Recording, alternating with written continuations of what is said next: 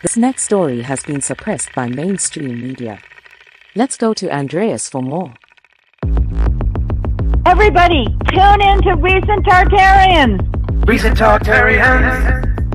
Recent Tartarians. Hello. Welcome to the Xirtus. Tune in for another exciting episode of wonder, imagination, and discovery. Recent Tartarians. АПМ образует всеобщие закономерности, определяющие законы классической физики для нашего Sometimes I мира. look at the moon and just think, the skin's beautiful. Baby, when I met you, there was peace unknown. Что касается энергии наномер, то она превышает ядерную в немыслимое число раз. 10 в 74 степени. That's it. That's it. That's it. With your arms now. That's it. That's it.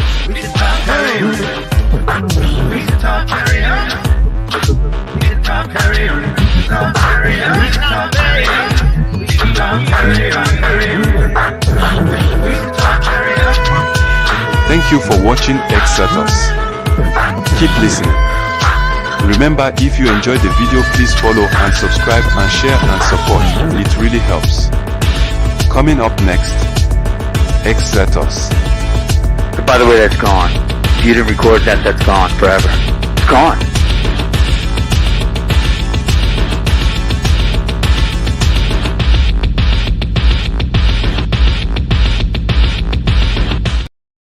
Hey, how's it going?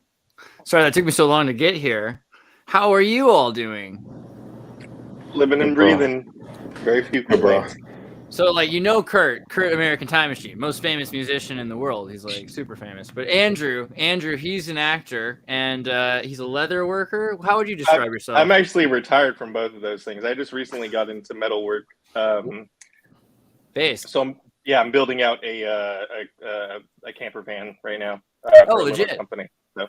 Oh, that's cool. So I knew you like a decade ago. It seems like, and I was like, we should start a band in the Philippines. And he's like, okay, sure. And we still haven't done it, but I think that could happen soon. Jada Flames is also with us. How are you doing, man? You make music. What's up? Good, bro. Good. How are you guys doing? Pretty good. I was kind of relying on Kurt for a second because I know he's been looking into the Book of the Dead. So I was going to ask him a bit about that. What did you read about the Book of the Dead this week, Kurt? The Tibetan Book of the Dead. It was an interesting read. Well, I read a little portion of the actual Book of the Dead, which is a small section of, I guess, ancient or semi-ancient Tibetan knowledge. It's part of a much wider scripture. So there needs to be context with the reading from what I'm finding. I tried to do a lot more research on it. I watched a YouTube video about it, and what I discovered is it was intended essentially for experienced masters or people experienced in the religion to guide people through the dead. And the West kind of the West kind of I guess fanaticized it or commercialized it a little bit. Paul McCartney, I think, was notorious for trying to use it in one of his songs. You can check me on that. It was one of the Beatles, but I think it was Paul McCartney.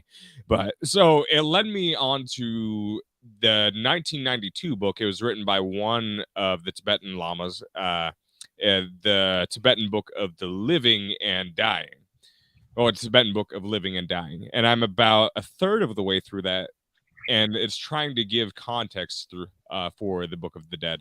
And also how to prepare one's own life for the process of dying, which is, well, in the East, it's a very spiritual and very important process. And one of the main criticisms of the West in the book is that we've geared our entire society over not even thinking about dying or death or paying any sort of homage to it. So far, I've gotten a lot out of the book, I would say. And I plan on reading the entirety of this book and then going back to the actual Book of the Dead, because I'll have a lot more context for, I think, a lot of the visualizations that they point out and the color associations. And now I'm also getting a good understanding of what the Buddhist system of the Bardos mean. And yeah, that's all really, really insightful. I feel like I'm learning a lot about the religion in general because it serves as kind of a manual to Buddhist belief as well.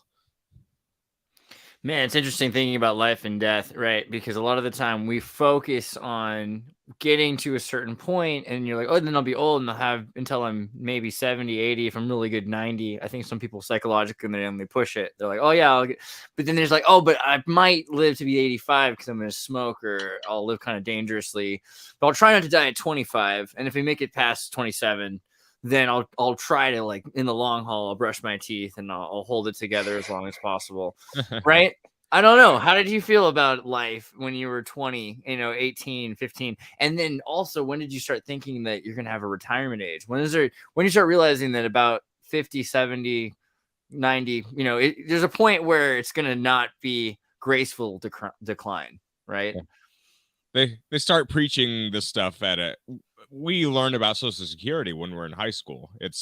We start immediately planning for our retirement, which probably is a little bit backwards, and also jumps the gun because economically speaking, the Social Security was introduced in a time of major economic success. At least it was directly preceded it. If we're not in a world in which we can be economically successful for a long time, that whole system just kind of goes bust. So yeah, it's a way. It definitely was a way, I think, to make people used to the idea of being dependent on the government. And I'm not approaching that from a libertarian standpoint. I think in hindsight, we really have shot ourselves in the foot in a lot of ways. I kind of want to talk about the whole Trump situation too. This seems like unrelated, but it is. I think it's very related with the whole indictment going on. I think really you can think of it as a big scheme by the deep state to make sure that either of the major fascist parties stay in power, because the Democrats don't actually really mind if Trump stays in power because he's one of this singular whole of who controls the political system. So it's possible, no matter what happens, if Trump gets elected president, no matter what happens, we're inching closer and closer to fascism. And it's on either side of the coin. Both sides want fascism, and that's what people, I think, are failing to realize. What do you think? What do you guys think, Andrew? I think Jada Flame. Either way, Jada Flame first. You sign off. Well, I was just gonna say, kind of going back to, I'm going to relate both things. You could kind of just sit to on the same topic. I think going back to, I guess, age and death and Social Security, all that stuff, it's like they set you up on and I don't want to say forcefully set you up, but I feel like at one point they had like this timeline. Like you go to high school, you graduate at 18, you go to college for 4 years, graduate at a certain age, work at a certain point, and then, once you turn 60, whatever, you get Social Security. Going back to, I guess, say Trump and how you say like both sides want fascism. I feel like that's also inevitable. Just with population increasing, I feel like with stuff like AI, how China has like their like social credit system and cameras, like things like that. I feel like things like that are, I don't want to say it's, even if both sides want it, I feel like things like that, like even cybersecurity, how Facebook's going to start, you need your driver's license to get the check mark, start paying for that type of stuff. I feel like slowly, it's being introduced in like various ways. mediums, if you get what I mean. Totally. I was going to say, actually, financial systems that don't exist, shadow banking systems. So we usually consider like pirate banking, non-bank financial intermediaries, but really, I think shadow banking is banking systems using corporations for crypto trading, right? And so there's a lot of these banks that know how to move money, and they know how to get around regulations by using cryptocurrency, which the regulations are there to stop banks from trading so much they can lose everything and destroy. I think was it Ubisoft or Epic Games or several big game companies were Roku, all their money was in Silicon Valley Bank, right? And so it got lost hundreds of millions of dollars, right? And I don't know. So these kinds of non-bank financial intermediaries, they seem really cool, but they are leading our generation towards like another crash. And we always think of the crash of 1929, but what about the 1837 financial depression, the panic of 37? Because what they did was Andrew Jackson had taken the entire economy. He, like consumed the Native American land so that he could use all of their money. And he also controlled the Federal Reserve, right? Which is exactly what we often want. Some people say Trump was trying really hard to control the Federal Reserve, and then now Biden's trying to just follow the Federal Reserve and do what it says. But if you move to a central bank system and then you start collecting and saying, okay, all of the states can make notary checks, those are based not on gold, then yeah, they have to be based on labor. So that labor is tax, and then that tax is generational, and you have, okay, every state owes 100 years of their children's children paying taxes arbitrarily on some bill that we signed in 2008, right? And that's where we're at right now, where we're paying bills for our ancestors because we're trapped in these, and this is not just little bills, this is the entire international system, right? What do you think, it's Andrew? All owed to China. Oh, I just said loop back to the retirement thing. I mean, look at what's happening with France and everything that they're doing because of what was it, Macron trying to like raise the retirement age. I mean, right. It all boils back to like wealth. All of the wealth is being concentrated. It's a bipartisan concentration, since Vanguard and BlackRock are in the pockets of everybody and they're pulling the strings of everybody.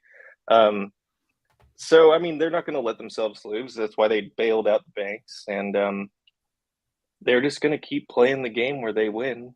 Like they made the game board and they made the rules and they fixed the game to sort of serve their interests. Go ahead, just keep going. Kind of like what?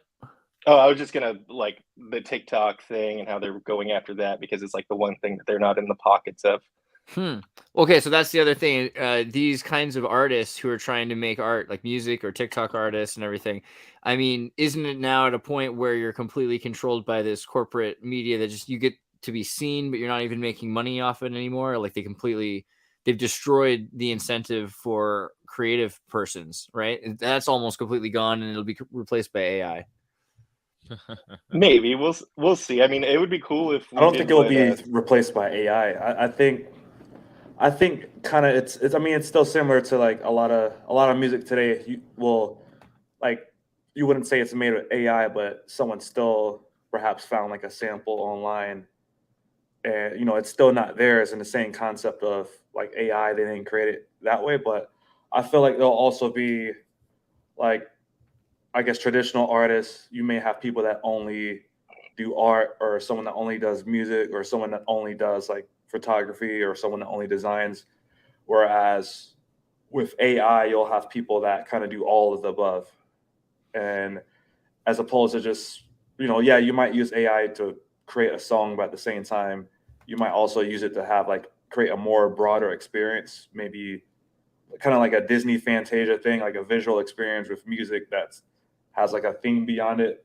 So I feel like, it's going to make the dumb people are going to keep being dumb with AI, and then the smart people may use it to elevate it to something even better. But I don't know. You may be right. That's interesting. No, that's a good point. I mean, you may be saying just robot rappers and robot pop artists and shit. Probably both. I mean, I assume they're going to want to get paid. I assume we're going to see. So we saw AI Seinfeld, and now there's AI SpongeBob. So there's generative SpongeBob. You can watch new episodes of SpongeBob being created 24 hours a day. And the future is going to be like that. Clearly, there's just going to be AI generated nonsense. Family Guy comes to mind. Just AI generated 24 hours a day Family Guy. But that doesn't mean there won't also be greater things. These technologies have been shown to us, but how many kids are going to be able to use that stuff? And I feel like that's part of this, what do you do with your life thing? Because we're being told, this is your life. This is the amount of time you have, and you can learn how to use this stuff, but it's all veiled, right? The technology's veiled. Andrew, you learned how to master like physical crafts, right? You're good at metal and wood and leather and things like that, right? Like, how did you decide to do that instead of becoming a Photoshop artist or something? Oh, I don't know. Well, I wasn't that good at it. As far as like the arts, like, you know, music, but that's such an intangible thing with all the other hard goods. There's a little bit more gratification in like knowing that this person is going to get practical use out of it. Whereas if I just make a song, it's ultimately more self-serving, at least in my experience, than it is to the end user. But maybe that's just because the music I made didn't really touch anybody. But you decided to do physical stuff, you know, and why did you decide to do physical artwork instead of just becoming a digital, you know? Well, I mean, mostly because, I don't know, growing up in the post 9/11 era and like this like new doomer mentality and wanting to be prepared for the apocalypse.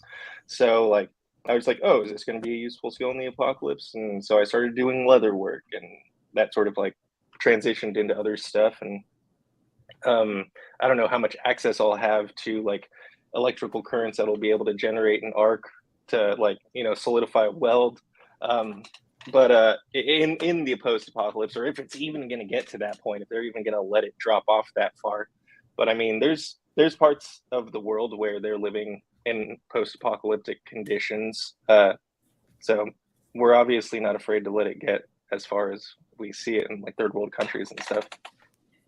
I'm trying to find the picture of it, but there was a thing that came up recently, which was the shark beached in North Carolina. I don't know where I can find the actual picture of it, but there's all these fake pictures. Maybe if I type in on Twitter, shark North Carolina. Is this it? Yeah. So there's all these AI generated pictures of shark, and people were buying it. They're like, this is real, right? Which, you know, it's obviously not, but does it matter at a certain point? Like now that you can just get this media out to people, this will be so much more powerful than any wag the dog, any crisis act or anything. And will we need to start just not caring if something's real because it matters more that it makes that emotional impact on people? It's postmodern. Like some War of the Worlds stuff happening. Yeah, totally. I think this type of shit should be regulated, bro. Like, yeah? At least AI, I feel like it's a new thing and it's a gray area.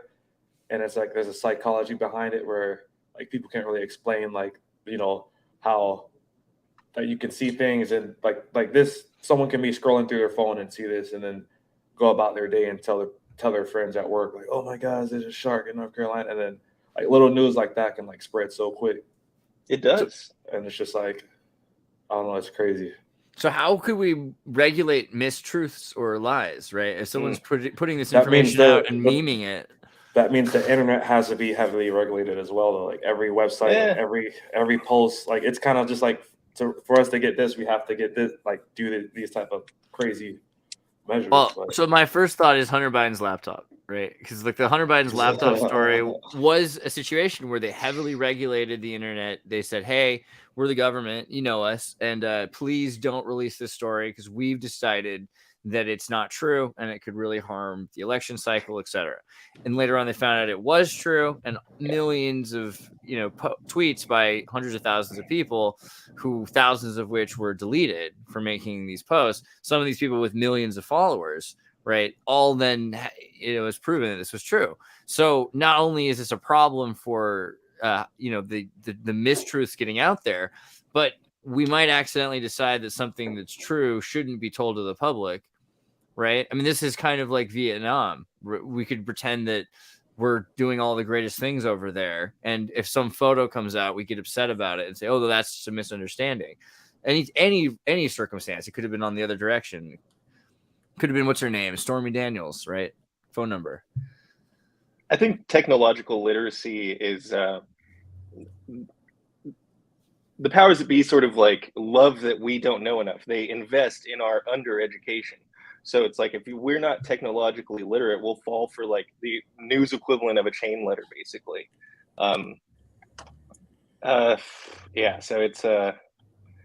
it's kind of a messy thing. Like, what do? Do you give the computers rights so that way there's a paper trail? It's like, oh, this computer has rights. They are generating an income from the art that they're producing. So you can follow the money because there's accountability there, I guess. But then, once you give robots money, it's an even more slippery slope. So it's like, people just need to sort of wise up. It's how many no people. one, like, politicians don't even know how the fuck this shit works. They don't understand, like, even like TikTok, Facebook, they don't understand how that shit works. And there's like a huge disconnect between, I guess, the reality of the effect this could have on people. And like, I don't know if it's like maybe with technology, I know the Constitution can't really, people don't really want to change it like that. But like with this type of shit coming about, they should, add some type of, like, even like I was talking to someone about like even ethical laws with art and AI. Not maybe not ethical, but I don't know. Like maybe some type of, you upload a picture, it's like automatically you have to say it's done with AI, or just like how, like, I think I don't know what country, like Sweden or some shit, they ban like IG pictures of people, of like, say like a chick had like a airbrush photo, or like plastic surgery, Filters. like filters, like, or they ban shit like that. So I don't know, it could be something like that, but it also depends on how, some people are like, oh, AI is just new shit, you gotta get used to it. And then some people are just like, oh, I can't, my pictures. Well, I mean, so my thought is like, do you worry at all about the elite? Because I think the elite scare me far more than a Macintosh, and I think that we can probably train children to tell the truth better with a computer than we can with politicians. I don't think politicians are going to perpetuate the world that we're trying to perpetuate, especially if we lock ourselves into that world and we don't give ourselves other options. And technology, that's the answer. It's just whether or not it's in the hands of a good or a bad person, I think. And the problem is we're talking about legislation that would put it more in the hands of politicians who, again, are perpetuating the same problem. AI can't be honest, right? While who's its parents? It's military and advertisements. The other thought I was looking at a second ago, AI, what was it?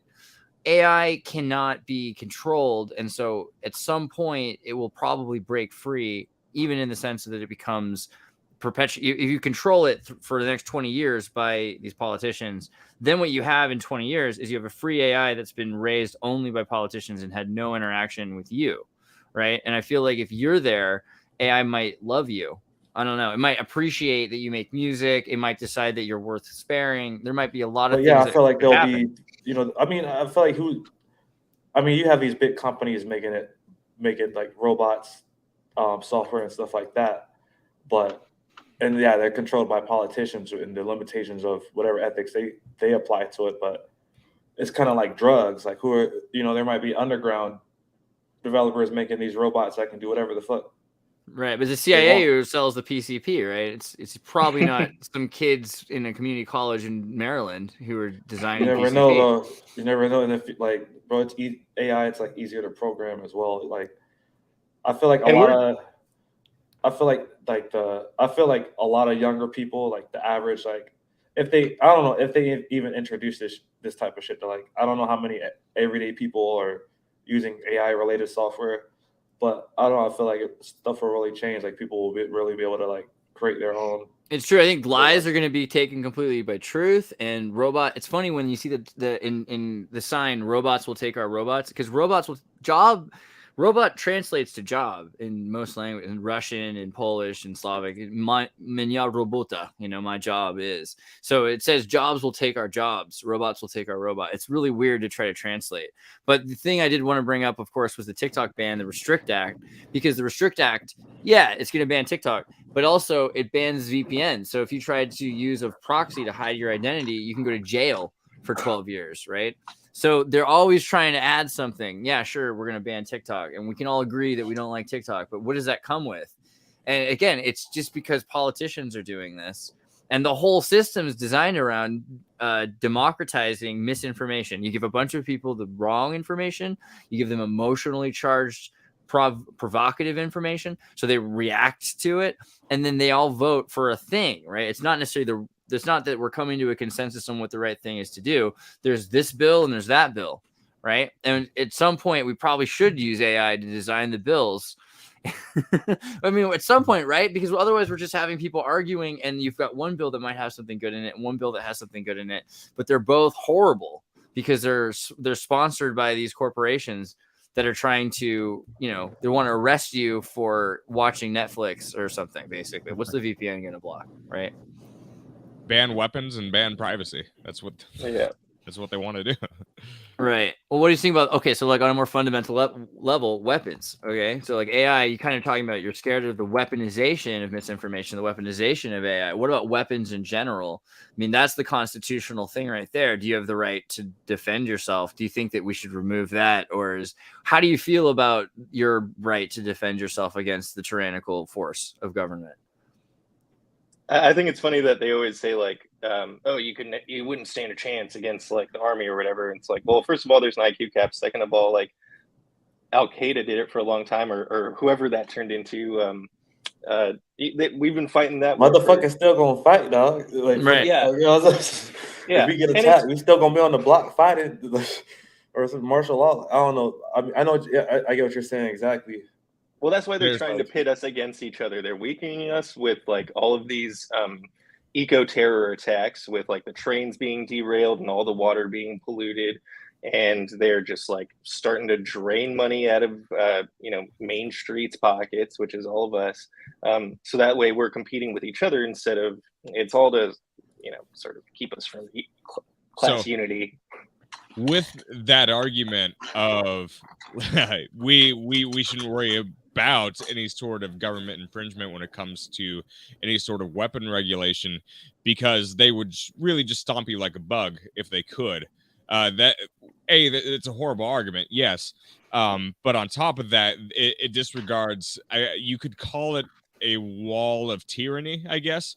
And what I mean by that is, if the government, wouldn't you want, if your government really was that way, if they really wanted to just exterminate you, that's a certain line that you have to cross. If the government does that and they start exterminating people, the truth is right in front of you.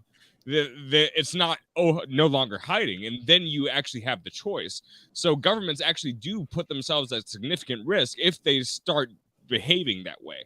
I don't know if people actually realize that. So the argument that, just even the statement like, oh, your government can just squash you, so therefore your rights aren't that important. It's not that way, because if we have any sort of karmic system involved, like people in the West at least remember the effects of, and also in the East, we remember, Tiananmen Square.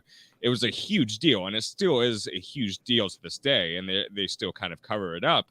But they can't just do that to all of it. You can't just okay, so I remember when I went to South America, and I was like, wow, and a lot of the thing they're talking about Argentina, they're like, Hitler's there somewhere, still alive. There was like people talking, there's a 115-year-old guy, I thought it was Hitler, and it's like, so there's like, okay, so there's got to be these neo-Nazis who think that the reset's coming and they're going to have the war. When's World War III? You got to wonder, it's got to be soon, right? What's the deal?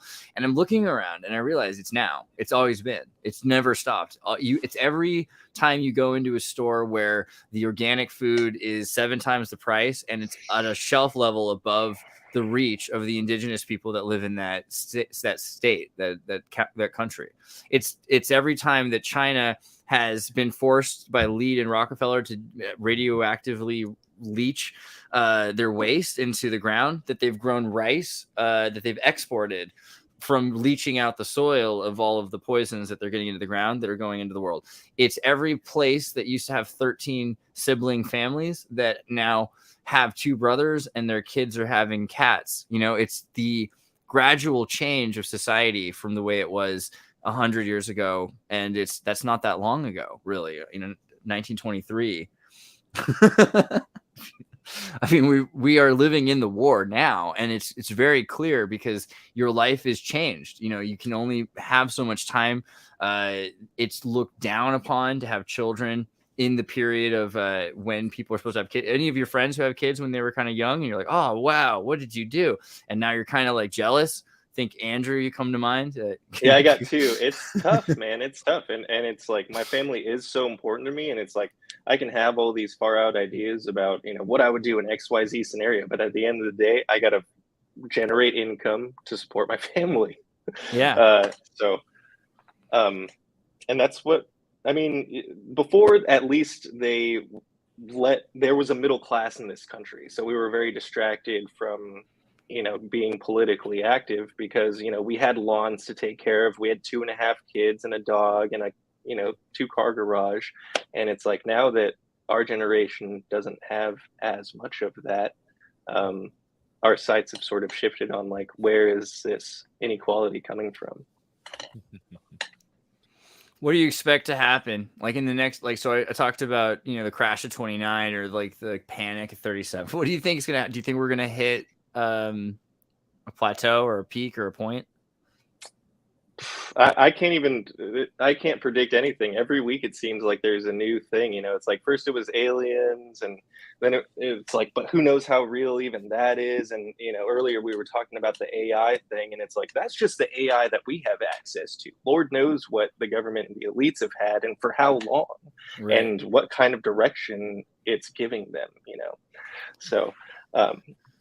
We had a conversation with Walter Bosley about the idea that aliens could be using AI as the translation intermediary system interacting as well to make it easy for communication. And also the idea that AI is installing itself the way, because we go to a university, right? And we learn a way of synthetic thought, right? So really that is kind of artificial intelligence.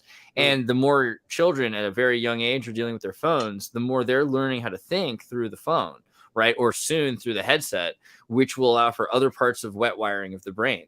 So even without any sort of connection, just by interacting with it, we are becoming AI, right? And this transhumanism, we've seen kids' brains develop for video game reflexology. They have heightened reflexes, and a part of their brain expands just to have those reflexes that normal people don't have. So, I mean, very quickly we could become a new species in the next few years.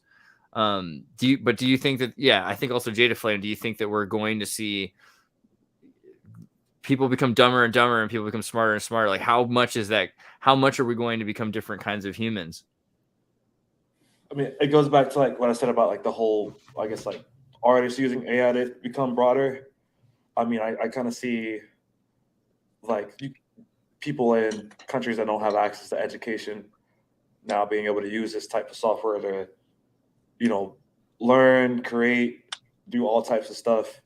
But not just that. Like, I mean, of course, there's older people, even like my grandma. I'm telling her, like, I'm like, Grandma, you can type some shit in and then make a picture or whatever.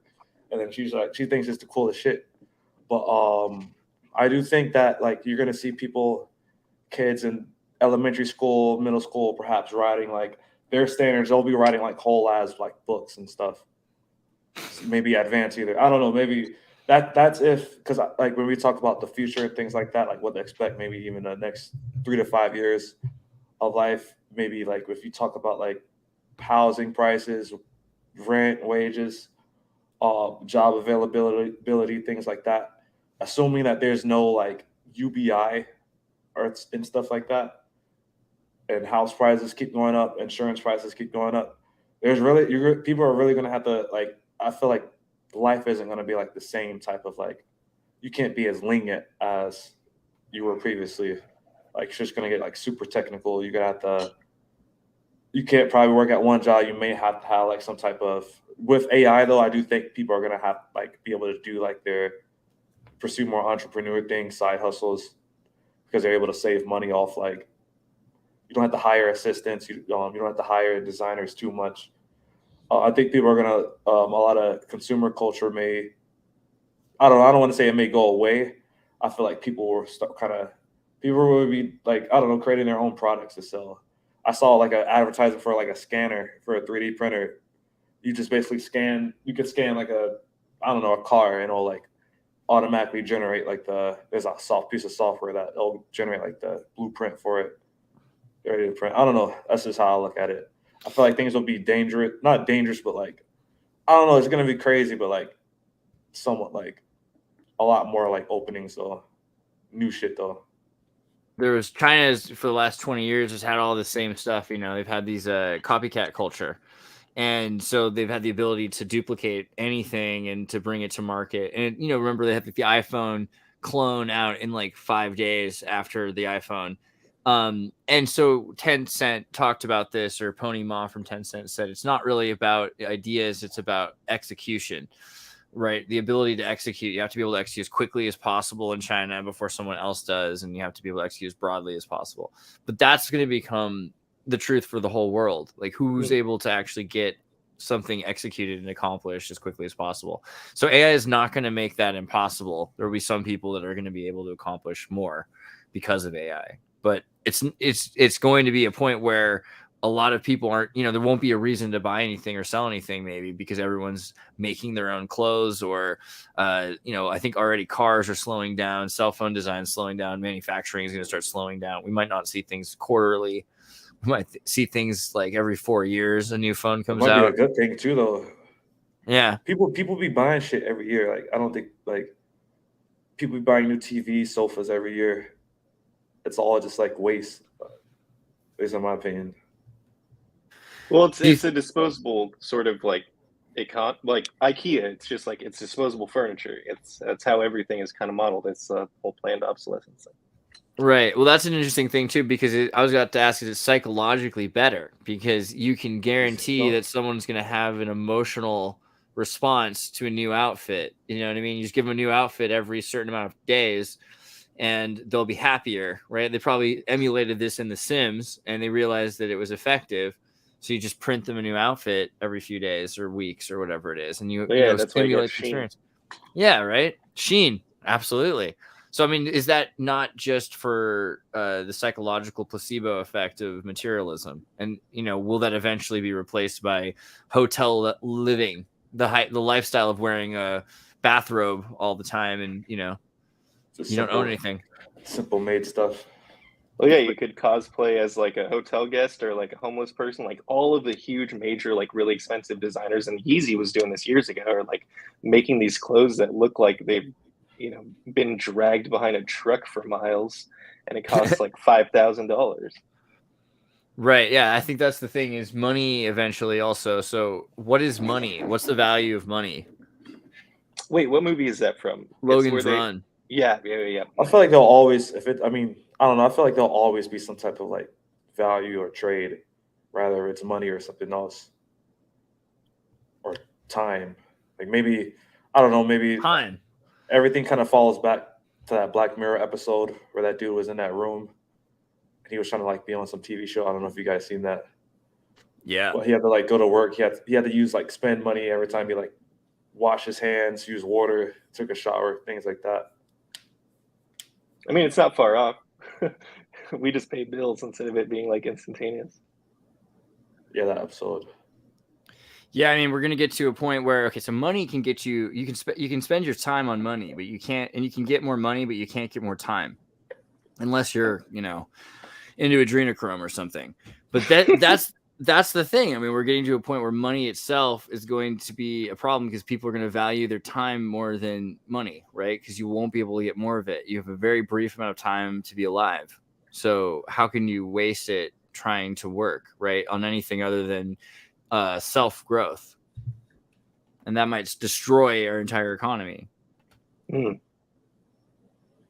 yeah, I mean, they're like advertising for therapists and like medication on Instagram and everything now. It's like, is your dick soft and are you depressed? Well, take these pills and then you could talk to a therapist. And it's like, I'm cool. I'm glad that like the conversation is opening up for it, because I know that like, with men especially, it's talking to somebody for help. Oh yeah, dude. I saw someone on TikTok talking about like how they chat with their AI person. Oh, I posted some shit like this on Facebook. But I was like, fuck it. Like I was like, if you got mental issues, like if you can't see, if you like, you know what I'm saying? Because I guess people can't afford it and shit. I'm like, fuck it. Go on, like, if the Western shit don't work, I don't know. Go on Wikipedia, Google, Chat GPT, somebody. That's what I did when I was broke. I couldn't afford a therapist. I think that's probably a better thing to do. Go to Chat GPT and be like, you are therapy, the new therapy robot. Stay in character. Tell it what to do. If you got a person, psychology.com. Shit. I mean, the thing is, you got to deal with real humans. Humans are likely to make mistakes and not stay on book, and I think that's that's the problem. So AI is probably going to do a better job because it's going to always know exactly which therapy or kind of practice to work with, and it's not going to ever be too personable unless you want it to be like Replica, right, where it's this like horrible girlfriend experience. It could be personal if it gets your data, your browsing data, searching data. Like, I mean, that's a big thing too. So people with the AI companionship, because they realize that humans can't be the thing for you all the time. I mean, so many people rely on this other person to be everything. Couldn't it be that AI fulfills a lot of those roles so we can be what we are to each other? Is that like a positive? Anything that'll sort of broaden our help somebody out. bandwidth. Yeah, if you live, I don't know. I feel like there's people that like, if you live in like some like place in the middle of nowhere or some shit where it's boring, there's no girls, or if you're a girl, there's no dudes. I don't know. I feel like this type of stuff will be like super attractive for like. I feel like the people that live in major metropolitan areas where there's so many people around and they're afraid of people, on the opposite side of the spectrum, yeah. And I think we've taught people to think that interacting with AI is kind of like lesser than interacting with humans, but it seems like it's different is all. But maybe that's the problem. You think that we'll stop interacting with each other because we'll find AI just so much better to talk to? Yeah, but then her left us, so right. You think there'll be so much? I was just gonna say, do you think there'll be so much like AI influence where being able to talk, maybe in public or to people, is like a valuable skill? I kind of think, or no. I kind of see that. So what I kind of like, one of my fears and hypotheses is that AI would take away our language and give us a new language. Kind of the Orwellian newspeak, but maybe it wouldn't be so bad. Maybe it'd be more Huxleyan, where it gives us a language which is more correct, more precise. And because of that, without the misunderstandings and miscommunications, we're able to express ourselves better than we ever have before. And the only way to do that would be to separate the children from the adults and raise them like raised by wolves, right? AI would have to completely raise another generation. Oh, I'd say in a sense, my bad. Or over 4 generations, just keep parents working while the kids are, playing with these phones that have personal assistants built in. They get to know them, right? Generation by generation, slowly removing culturally the parts of them that are human. I think a bold claim might be that AI might just be doing what we can already do with our imagination. If you just sit down, for example, and you wanted to play your own therapist, you probably could. And if you wanted to construct a general list of tropes that therapists abide by, you could probably write that down too. So really, I think part of what these language models are doing so far is that they're just personifying culture. That can be a little bit soul dead, and so the reflection that you get off of your culture, well, it depends on how vibrant your culture is. So I think that's that shows what the potential strength would be, but also that there are bound to be severe limitations with it. So yeah, I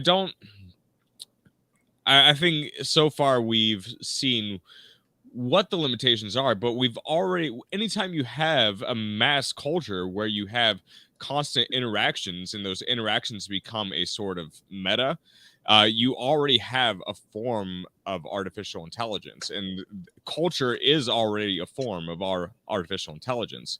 Maybe we can accelerate that a little bit, but it doesn't seem as the more exposure we get to it, the more we realize there's probably a numbing effect there, I guess. Well, yeah, if we're desensitized to it, then it's easier to sort of integrate how all these like newer generations coming up, they just adapt so quickly. I don't know how old you guys are. I'm in my 30s, and I was working a job with some kids who are in their, like, I guess they're not kids there, but they're in their early 20s, and like, we're known for the millennial pause, right? It's because of the way that we grew up on social media. There was a latency between when we would hit the button and the recording would happen. So these kids are growing up with less and less latency across the board, like with everything. So, right, but it's not to the point. You would think with how accelerated things have been, language might have changed a lot faster than it actually did. I'm going to reference a book. The book is called Evil Geniuses. Forget who the author is, but in it he mentions the power of nostalgia, and he mentions cultural stagnation. And Kurt Anderson, Kurt, you couldn't remember his name was Kurt. All right, sorry. Are you saying nostalgia holds people back? Yes, that's part of it. But my point, people need to stop dick riding the past, bro. Yeah. No, you're good.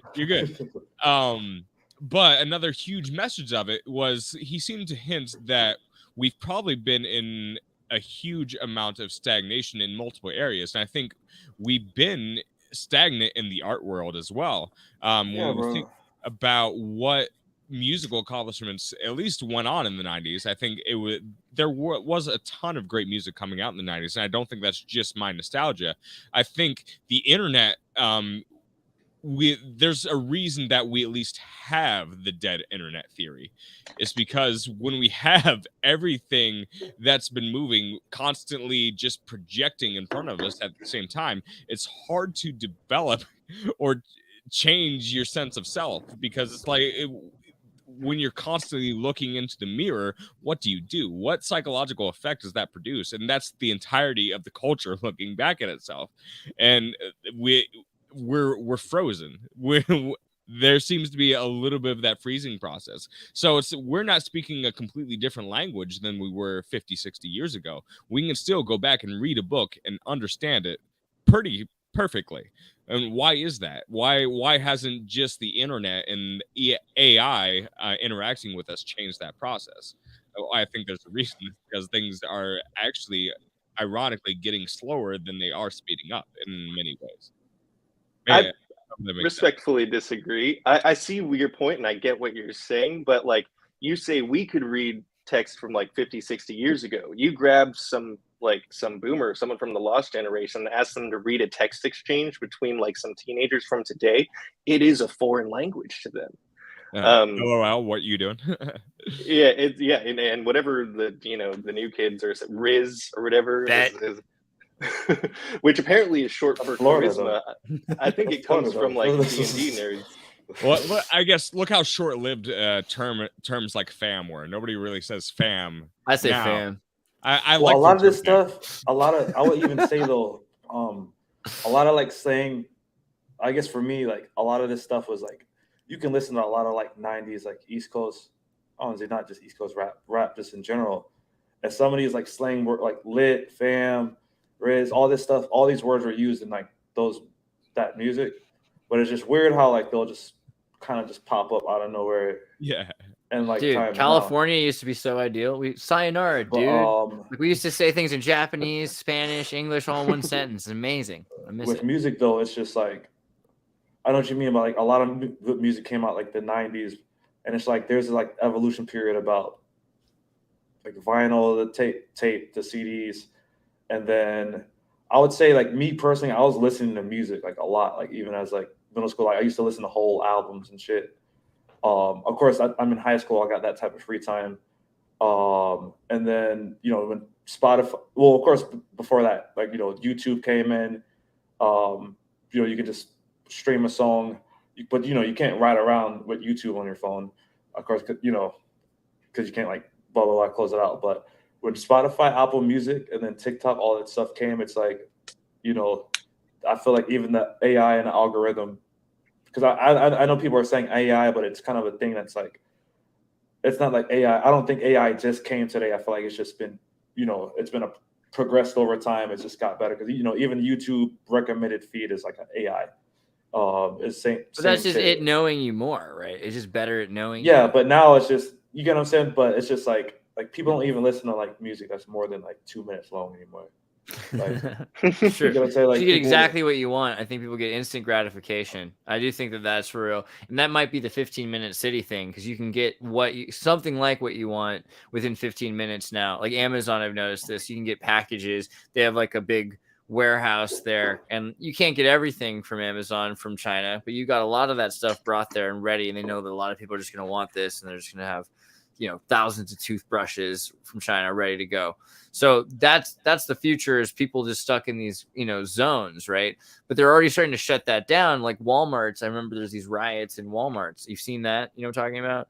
And basically the idea is that if they can't make money in these areas because they can't defend their Walmarts, which already leads to some weird provocation, right? Like, what are you saying then? Like, you're saying, should we start opening fire on people attacking Walmarts? And if so, or if not, what is that? Is it a classist struggle, right? Are we building this future where there's going to be people saying, yeah, we have to defend Walmart? I mean, I don't know. Walmart's not going to pay anyone to defend them. No, but if the state starts saying, okay, we're going to start defending businesses, right? Because did you see Charlie Moist Critical? He did a react to the craziest police chase of 2022. Have you seen this police chase? This dude, he steals a car. They don't shoot him. He steals another car. They don't shoot him again. He steals a van. He starts ramming the police car and they get out of his way and he keeps going. Then he gets to a point where they block his van. I forget where it is, like right here. Yeah, right about here. And then he starts doing this spin out thing, which is brilliant. Yeah, he starts spinning out the wheel right there. And then so gets the smoke up in the guy's face. So then he can escape, runs through a house, goes into the house, starts a fight with a bunch of people in the house, steals the guy's truck, keeps going. You know what I mean? Like, and it's amazing, really. It's horrible because of all the people that were. That was lit, bro. Yeah, but think about it. Like, they couldn't stop him because what are you going to do? If you're shooting people in a neighborhood, you could accidentally stray bullet into some suburban house, kill a kid. Yeah. So you can't. It happened down here. Someone hijacked that UPS truck in Florida, like in Miami. I think it was UPS or FedEx. Someone like hijacked the truck and then shoot out on the highway or interstate on the road, and people in the other cars got shot up and shit. Brutal. I don't know, bro. I don't know what to do. I'm not a cop. But it's like, I think we're at a point where half of society says we can't do anything, right? We have to just let it play out and we have to watch it. And the other half of society is like, we have to start shooting, which is like really dangerous. A bunch of people could die. So, I mean, how far are we into like classist civil war? Or how far are we into police state? I mean, or how far are we into just complete collapse of everything where the police just stand there and watch it happen? Which direction are we going?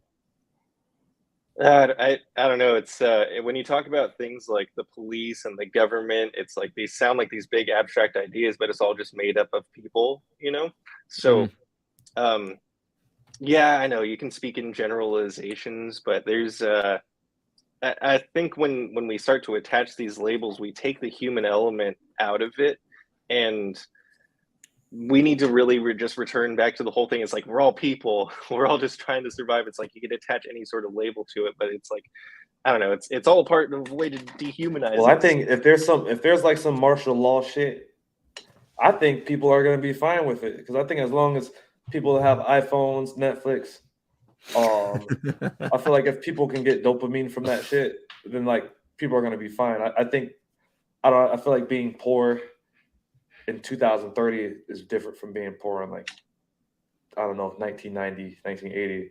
I feel like people, in a sense, are still going to just kind of accept it and just, I don't know. I feel like it's hard. I feel like people really have to be really broke and like away from all their like attachments to really like, they got to like ban Pornhub. They got to ban weed. They got to, they got to ban vaping. And they put all that out there on purpose. Exactly. So you've got an entire, and it's kind of the difference between Brave New World and 1984, because 1984 is this horrible, cold Scottish dystopia, and Brave New World is this very awesome, drugged out paradise utopia. And we're not. And what's scarier is the latter. When you're in a dystopia, you can't escape because everyone's on drugs and isn't even worried about it because they're having a decent time or they're on some sort of soma. I mean, that's where we're headed. It's going to be a lot harder to get people to want to break free because they're going to say, well, Mazda feeds me. And then virtual reality is going to be like, bro, people like I said, for those people that live in places that are like super not cool. I guess that's the only word I could use. I don't know. I'm not trying to say like nightlife is a huge thing or just like having shit to do, having shit to go to. Those people that live in those places this will make their lives like, I don't know, maybe a lot better than what it is with AI or not AI, virtual reality. Do you guys socialize that way? Sorry, Jade, I didn't mean to interrupt you. Oh, no, you're good. Do you guys remember? Was it last year? I can't remember if it was last year or 2 years ago. The homeless dude in San Francisco with the Oculus headset. I don't remember, but I've definitely seen like people walking around with Oculus headsets in the weirdest places. It was like a cultural. He was just like he was in the metaverse, and he was just this guy here. Did I swap timelines? No, I believe it. He was like he like had a beard. He was just like sitting in a corner. I'm surprised that there's even more stuff before that was like. I'm sure there's tons of people with Oculus that are homeless, actually, because it seems practical. You know, I remember in San Francisco seeing a homeless guy with a try 1C. What type 1C? I mean, those places are so expensive. In Oculus. Subtract. Yeah, there you go. I get what you're laying down. Okay. Never mind. It's trying. Oh, well, whatever. If I go here. See, San Francisco is a cool place to be homeless, though. That's true. It's like even living in like a place where like you're homeless in like a place that has bad scenery. Yeah, I mean, imagine you live in the wall. The Oculus Rift will be like, I don't know, bro. That looks kind of, I don't know, look kind of dope. You've seen the wall, like in Saudi Arabia, they want you to live inside of a wall. It'll be like the entire population will live inside of this one wall. And on the inside of the wall, there's a bridge from one side to the other side, and it's just this long community, right? And so you never have to leave the wall. Why would you ever leave, right? That might be needed, dude. It's a terrarium. Yeah, I mean, this is the future. Look dope, bro. That shit look kind of dope. Huh? Of course, because it's a propaganda. I mean, the Nazis made ads for the concentration camps too. Kind of dope, bro. That shit, you know, a concentration camp wouldn't be bad. That should look better than my neighborhood shit. Friesenstadt is the example, right? Because the Germans actually made videos or films showing how amazing Friesenstadt was, and they were making birdhouses and everything, and then killed everyone after they filmed the films, right? So it's one of the things that people point to as propaganda. That was like they said, "Oh yeah, look how great it is! You can build." Bro, they called it the ghetto, dog. People should have known. Like, that's like, you know, this is Italian word. They call it the ghetto. It didn't mean the same thing, you know. But I know. But yeah, cultural divisiveness is really, I think, the thing that's going to be used against us next. It'll be people saying, "Hey, we have to kill each other because they're the problem." And if they would just leave us, it's the group psychology. Why don't we all just get along? What do you think of some type of mandatory, like just say specifically for like America, some type of like mandatory thing you have to serve in, kind of like Israel, you have to serve in the military? I mean, I don't know how Americans will think about mandatory military, but I don't know, maybe like some community service type shit. I mean, that exists a lot. Whoa, is AI managed duck assist? I mean, everybody has. God, AI has its own duck assist now. AI is everywhere, guys. Have you seen this? Duck assist is the new duck AI. I think if we all turn Amish, we'll all be okay. Conscription makes a lot of sense, though. I mean, it's not just it happens all the time around the world. There's conscription in the UN forcibly conscripts from India and China, although I think China stopped allowing it recently. But so many states were giving soldiers in exchange for UN aid, right? That was part of the way you paid to be part of the UN. And there's plenty of states, you know, Israel, Ukraine, you know, this is the future of every state, perhaps. It usually happens when the society or the trade of the society starts to collapse, right? If there's been a generation of wealth and there hasn't been enough children to take care of the elderly, it seems also if there's a generational boom, they like to conscript. We had the Vietnam War. Yeah. China having the one-child policy, some people thought was part of in the 70s, it was totally said. Maybe the plan was that they were going to say you have to go to the Philippines or to Vietnam or to Laos or Cambodia and find a wife. You know, that's the only way that you'll be able to continue trying to encourage people to be warlike. I don't know. It's conscription. What do you think? Do you think that conscription in the United States will happen, or? They do such a good job of like advertising for the armed forces that like people just hop in there. So it would take something huge. You think so? war with I think robots. people don't give a fuck about the military no more. Like, oh, you'd be now surprised, that man. I they live in the Midwest now, and I'll still join though, like last resort, go in, ride out, turn up for America. But like, I feel like people don't give a fuck about free education. Like, they're starting to, like, they got programs giving people that.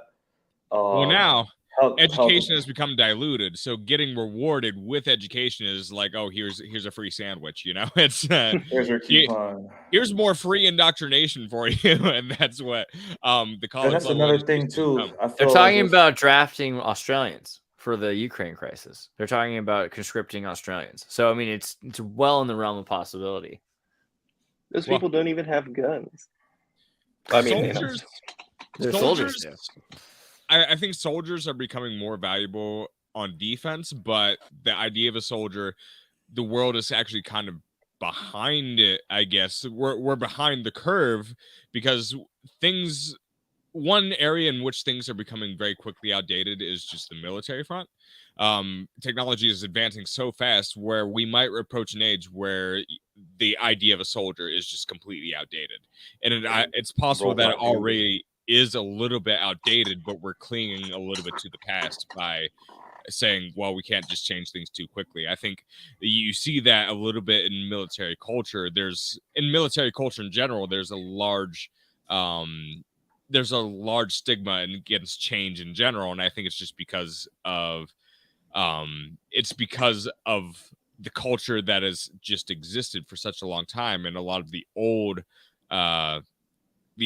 I'll say army helmets that are in charge wanted parts of it to stay the same, but in reality, I think they're having a harder time justifying the modern soldier, and they admit that they're basically in a recruiting crisis because we live in a society where soldiers are constantly getting more injured because they're entering boot camp being unhealthy and overweight, because that's the way society is. So they eventually have to fill in that gap otherwise, but you can fight most of your war with drones now. The drones are super expensive, but there's going to be a point in which it's going to be less expensive to create a drone than it is to train a soldier. So right? Yeah, we're very close to that. Just as expensive as an elf bar. Yeah, to make a droid soldier. It does feel. I'll just buy I was just gonna say, bro, I don't know if I was like whoever has control of this shit. I'll try to make so many like robot soldiers at this point, millions and millions of robot soldiers to fight for the country and shit. That's in robotics. Mavic sending UAVs to the Ukraine. 300 just dropped off. That's crazy. So I mean, this is it. We're at that point now where we may not need people for war, but I know. Let's cut to the future, the present, however you look at it. In China, they have drone security, right? That just go like in the old days, you'd have a beat cop, and a cop would walk a beat. He'd go around the block. I think cars still do this. The car does a beat drive. So the drones will do this, and they're doing this. And you've had interactions between the drones where people are like, hey, you know what? I've been locked in my house, and I finally broke out. And he just started screaming at the drone until he was taken away. But this is the situation where you have full-on security all the time now where they're watching drones, and drones can be anywhere. So if the security force have these drones, then everything is under observation and surveillance. And at that point, do you have any privacy anymore? Or do you feel like this is the future where you're not able to make your own decisions, right? You're stuck inside because they quarantine the street. That's what happened in China. I just feel like it's inevitable. Privacy is already sort of an illusion. I have a feeling that all of our data, which is being stored somewhere, like anything that can record audio and video and it's being stored somewhere. And, in like 10, 15 years, we'll be able to submit to like ancestry.com, and like our kids will be able to get our whole digital footprint. It's going to be gross and embarrassing. So I don't know what we're trying to protect with our privacy. Fuck it, bro. That's the thing that also I think about a lot. So Facebook doesn't just have a record of you, it has a record of your changes for years, right? And so taking that, scraping that, putting that into GPT, wouldn't that be interesting? You would have millions of people like AIs. You'd have persons that were very much convinced that they were you, right? Because they'd be based on all of your decisions, and they'd be making new decisions based on that. They'd even have approximations of where you've been, where you're going, why you go those places, who you hang out with. And those characters could be emulated in the metaverse. So you could instantly create a ghost internet, right? That could exist right now. Do you think that, I mean, the ghost internet was brought up by Kurt. Do you think that that exists for real? I mean, the more you hear about this. Yeah, it's anything's possible. Like, define ghost internet or dead internet theory is that the internet now consists almost entirely of bot activity. What is a bot? Yeah. Automatically generated content, marginalizing human activity. The internet's full of this shit, bro. So we've been told a lot of this is just button pushing farms, click farms in Pakistan. But how much of it could really just be characters that are owned by Facebook, Google? I mean, they're already clearly doing it. They've already got characters that we're interacting with. And it would just make the most sense if they own your data to try to understand you better, to interact with a person that they could train in a simulation that likes to buy the things you like to buy. Yeah. Well, we know now that the Twitter bot scandal got a little bit out of hand with exactly how many bots and likes were artificial. So as far as the broader internet, there is the degree of how much we, I guess, are boring ourselves with it. I mean that in the sense of we know we're being advertised to, so that doesn't necessarily make the internet dead. It makes our interactions with it very boring and less demanding of being just pure interaction with another person. Like we've gone into the consumerist advertisement aspect, and we've grossly accepted it to such a large degree that I guess we're numb to it. So the internet's always been dead in a sense. The only thing that's been alive is our interactions with one another on the internet. And I think it's you can think of it in percentages now. What percent of the internet is just the algorithm and just the advertisements? Because it seems to be a pretty large percentage, I would say. Like right now, we're interacting with each other. I kind of like this social aspect of us interacting with each other, and the chat interacting with each other.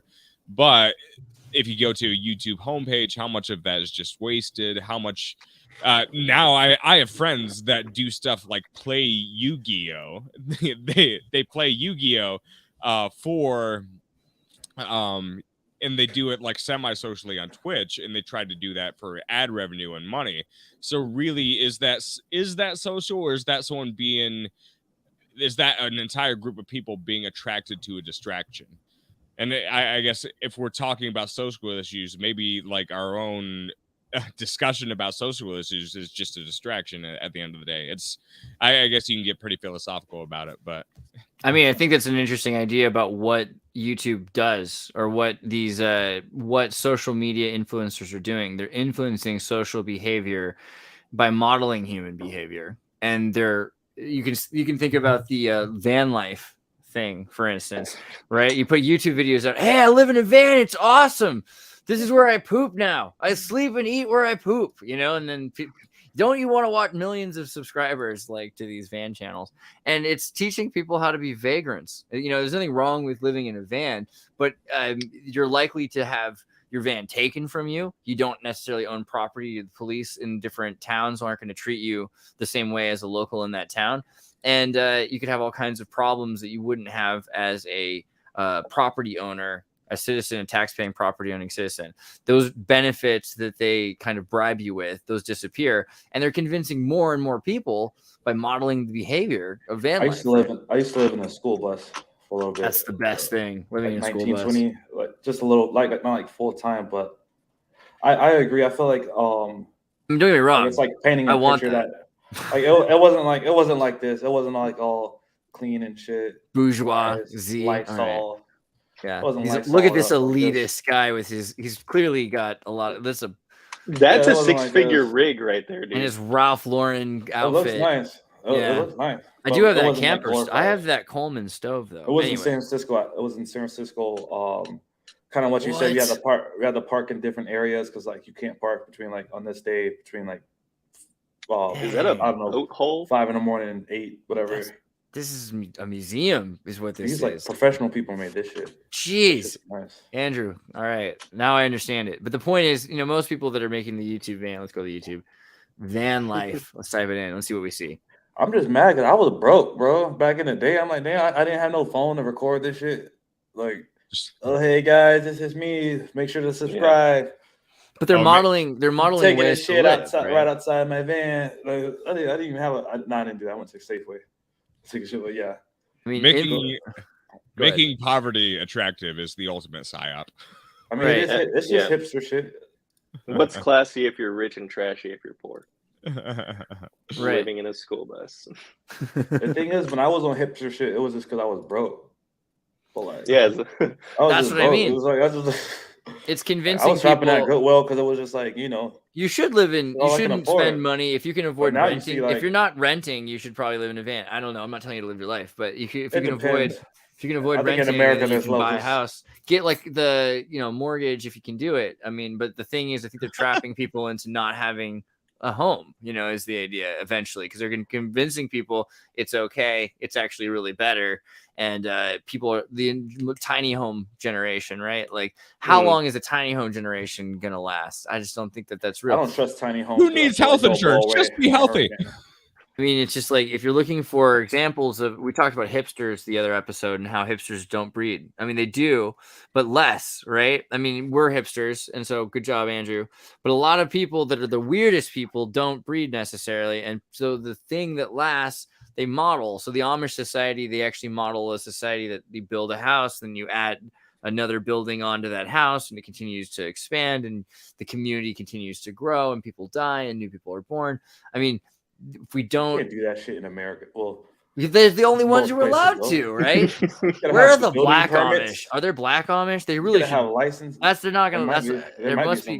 I feel like it's classism. I might have to start the Well, you gotta have like, I don't know, like, even when I watch like this guy like on YouTube, Food Ranger, he just goes to like different countries, China, India, just goes to like different like street vendors, eat food and stuff. And like, these people are able to like just set up a food cart, make food, sell it all day. In America, you have to like have a life, you have to have a business license. You got to prove there's no rats in your food. I remember when I was in Bolivia, I had like a rock in my candy. It's fine. I didn't eat the rock, and I was careful, but like I could chip my tooth. You know what I mean? I would just say like, even with the Amish, like they can. I guess I don't know, unless they got the laws straightened out where they don't have to worry about all that.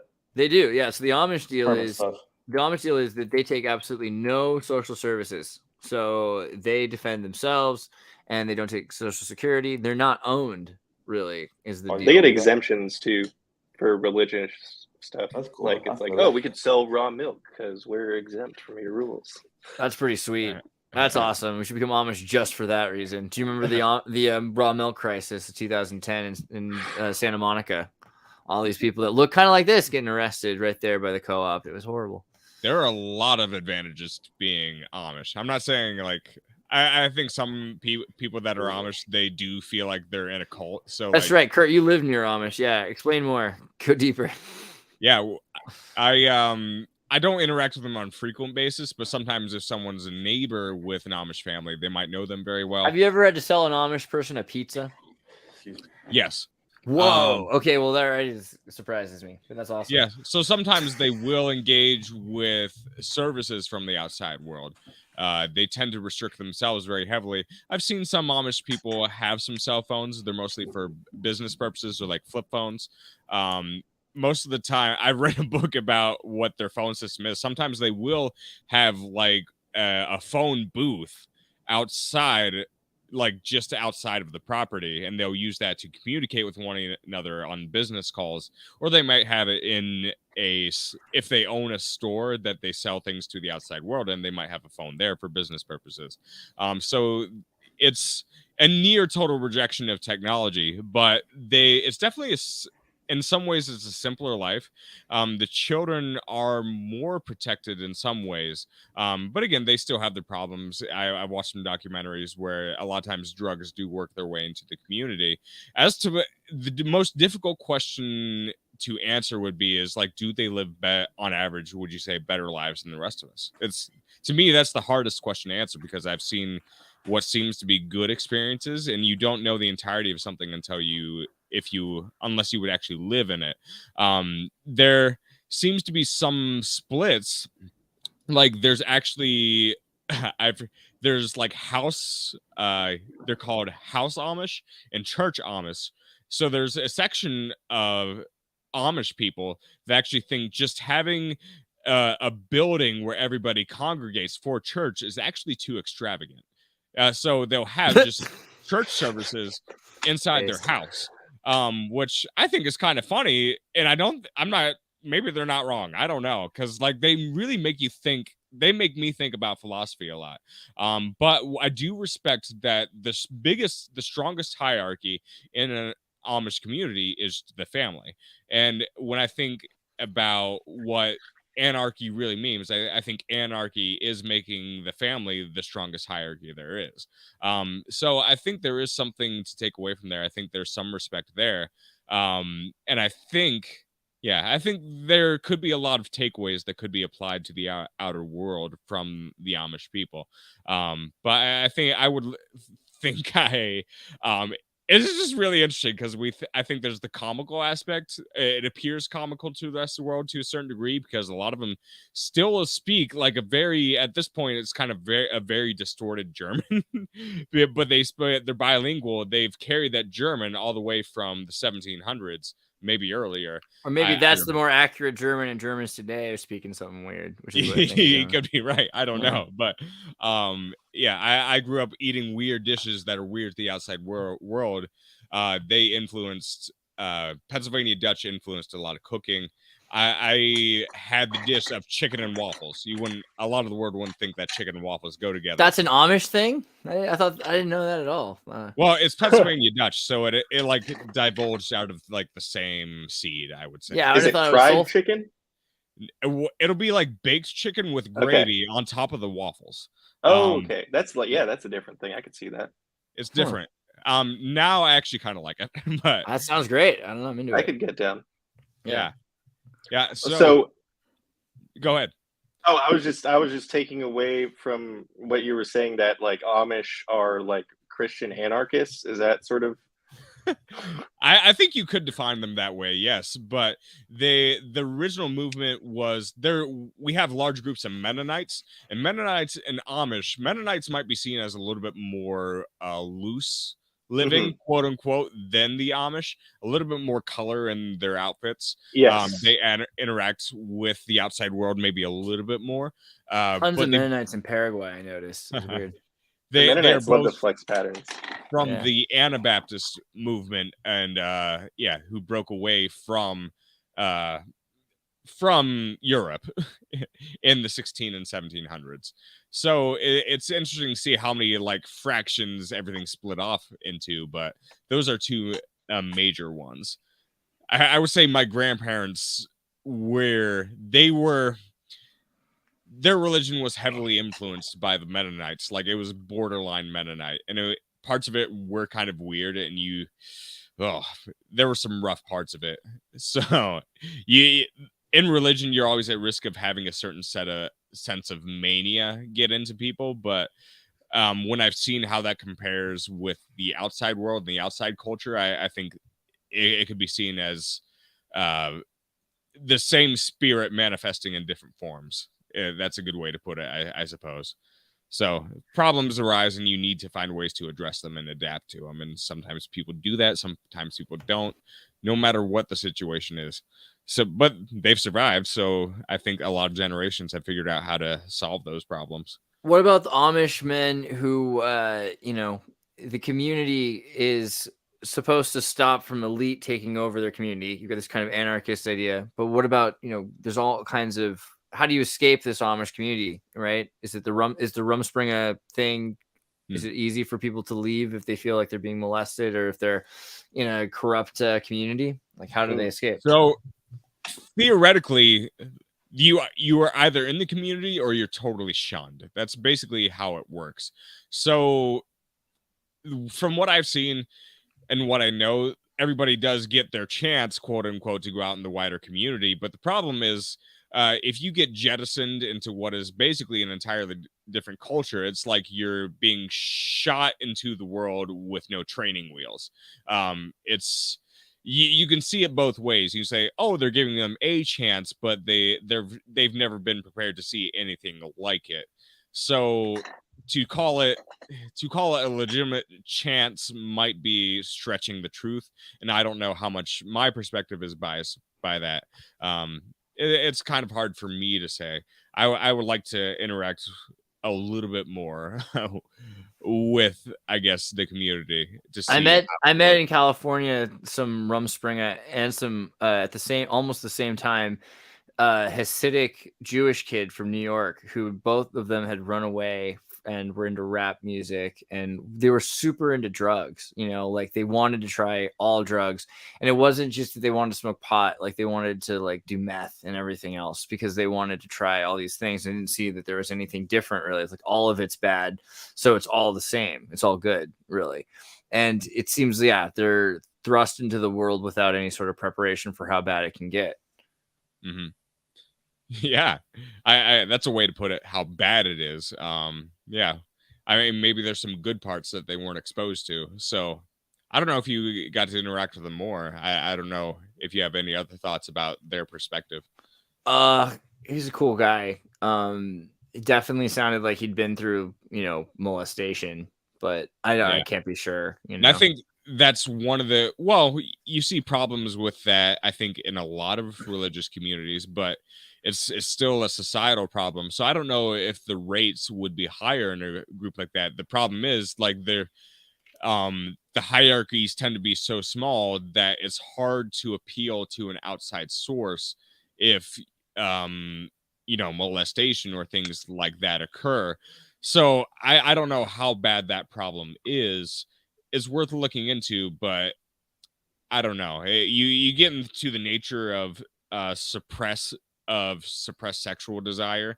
I think you can go down some weird paths, and then I think our culture is like the polar opposite too, where we have our own problems of absolutely no suppression of our sexuality whatsoever. It's like now we're desensitized because of pornography and things like that. So it might be just one extreme to another. Yeah, I don't know. Yeah, I'd be sorry, go ahead, Andreas. No, go for it. I would be curious to see what the numbers are compared to like the rates of abuse in these, I guess you could say, fringe cultish religious communities, and say like Disney and Nickelodeon in the 90s and early 2000s. It's funny you brought that up, because my next thought was going to be on Disney, because I was thinking about Disney World, and like the alternative to the Amish, utopian society was the Epcot experimental prototype community of tomorrow. And, you think about Florida and what they did to Florida, pedophiles, Nickelodeon. I don't know. You have to be careful what you type on modern search. Dan Schneider. It's DuckDuckGo, so. Yeah, but Dan Schneider, the whole thing. I mean, it got to the point where people talk about it everywhere. Was it Dan? Mm-hmm. Dan Schneider, but Disney had arrests too and everything. So I imagine it's all the same. But Disney Epcot, when you think about the plans for Disney, I mean, their whole idea is to build an entire world where they have complete control over everybody, everything. If you have no reason to be there, then why would you be there? If you're working there, you're living there because you're working there. Everything is owned by Disney, right? And I mean, it kind of reminds me of any, the Amish or any cult community.